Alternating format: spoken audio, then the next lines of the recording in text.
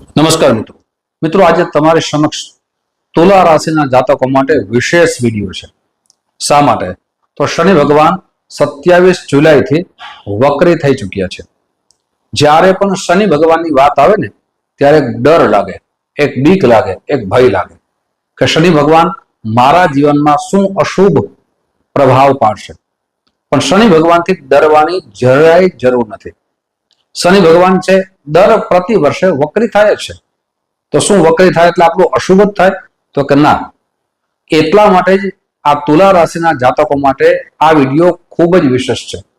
તમારા જીવનમાં શું પરિવર્તન આવશે, તમારા જીવનમાં શનિ ભગવાન છે એ કેવું વિશેષ ફળ આપશે, શુભ કે અશુભ, સાવધાની કઈ વાતની રાખવાની, એટલા માટે વિશેષ વિડીયો છે। મિત્રો, શનિ ભગવાન તમારા 6થા ભાવમાં વક્રી થાય છે, મીન રાશિમાં। 6થો ભાવ છે રોગનો છે, ઋણનો છે, સાથે મોસાળનો છે અને જોબનો પણ માનવામાં આવે છે। હવે પરિવર્તન શું આવશે? તો પહેલું પરિવર્તન તમારી નોકરીમાં આવશે। આપને નોકરીમાં જે પણ પ્રમોશન થવાનું હોય અને અટકી જતું હતું એ પ્રમોશન થવાના સુંદર યોગ નિર્માણ થઈ રહ્યા છે। બે કારણો છે। પ્રથમ કારણ એ છે કે શનિ ભગવાન છે એ 6થા ભાવમાં અશુભ ફળ નથી આપતા।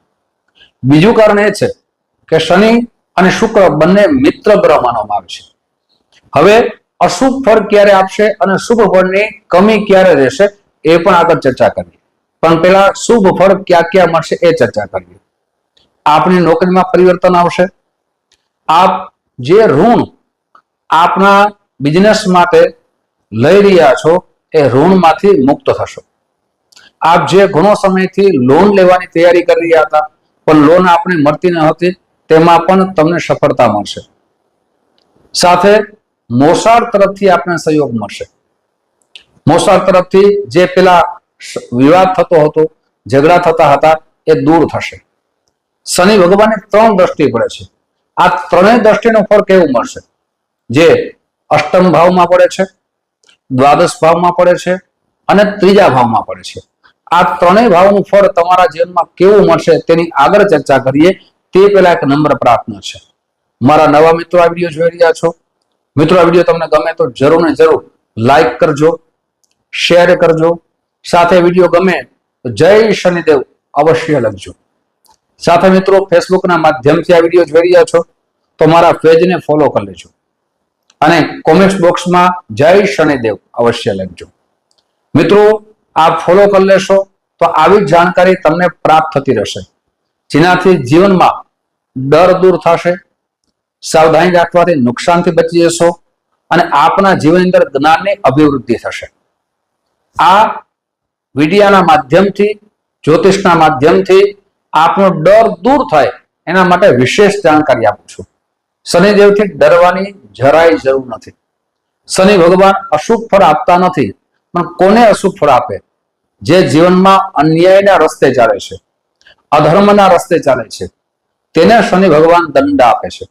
ધર્મના રસ્તે ચાલો, સાથે ન્યાય સાથે જીવનને જીવો તો શનિ ભગવાન દંડ આપતા નથી। હવે મિત્રો, શનિદેવની દ્રષ્ટિ પણ ઘણી વખત વિચારીએ કે અશુભ પડે તો કે ના, વિશેષ કરીને લાભ તમારા જીવનમાં ક્યારે મળશે એ પણ ચર્ચા કરશું। તો કે શનિ ભગવાનની પ્રથમ દ્રષ્ટિ અષ્ટમ ભાવમાં પડે છે।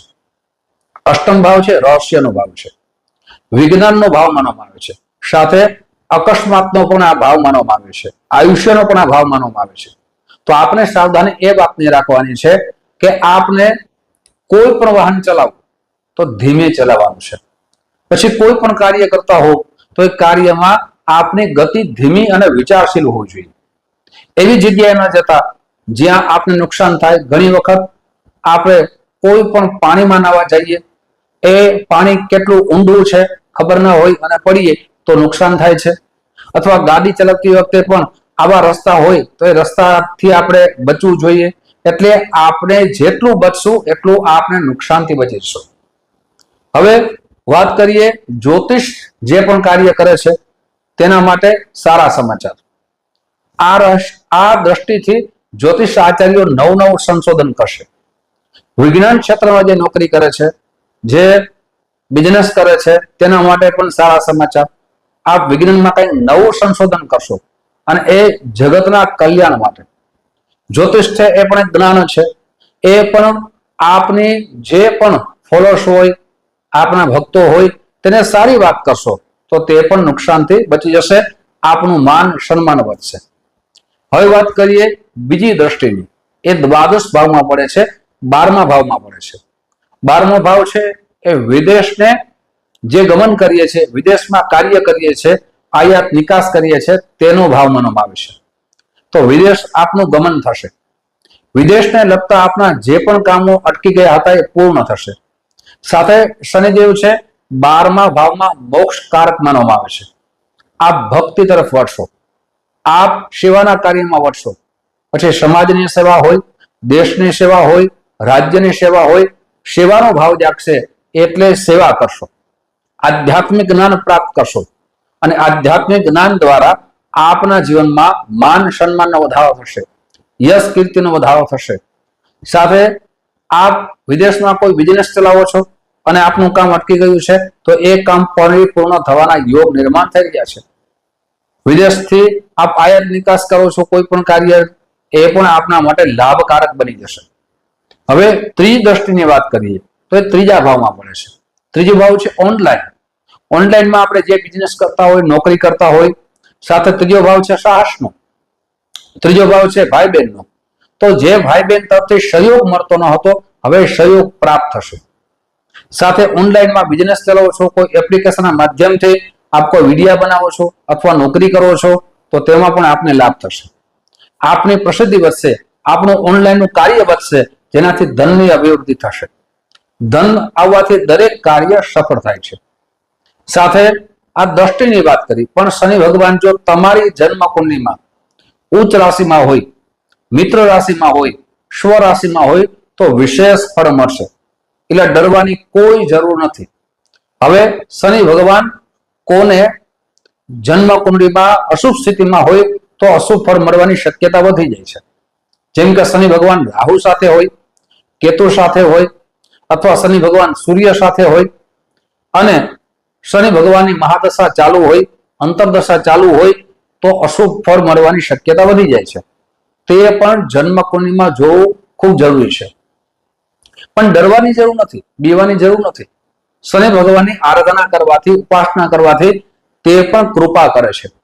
મિત્રો હવે ઉપાય પણ આપણે ચર્ચા કરીએ. તો સૌથી પહેલા તમારી રાશિ પ્રમાણે આપણી રાશિ તુલા રાશિની આપણે ચર્ચા કરી છે. તો તુલા રાશિના જાતકો માટે આપને જે પણ રાશિ રત્ન છે એ ડાયમંડ છે, હીરો છે. મિત્રો આ તમારી સમક્ષ આ એક દ્રષ્ટાંત તરીકે રાખું છું. આ ડાયમંડ હીરો છે, આપણી જન્મ કુંડલી બતાવી અને એ રત્ન આપ ધારણ કરી શકો છો. પણ રત્ન પહેરતા પહેલા સાવધાની રાખવી જોઈએ. ઘણી વખત ઘણા બધા મિત્રો રત્ન ધારણ કરે છે પણ એનું પંચાંગ કર્મ, પૂજા વિધિ, પ્રાણ પ્રતિષ્ઠા એ કરતા નથી અને પછી રત્નનું ફળ મળતું નથી. જ્યાં સુધી આ રત્નમાં ચેતનીય શક્તિ જાગૃત ન થાય ત્યાં સુધી રત્ન કેવળ સજાવટ માટે છે. એ રત્નમાં પ્રાણ પ્રતિષ્ઠા ન થાય ત્યાં સુધી દેવ તત્વ જાગતું નથી. એ પણ કોઈ પણ કામ આવી શકતું નથી. દેવ તત્વ જાગે દેવતાઓના આશીર્વાદ મળે. એટલે એની પ્રાણ પ્રતિષ્ઠા, જપ, અનુષ્ઠાન કરીને જ રત્ન ધારણ કરવું જોઈએ.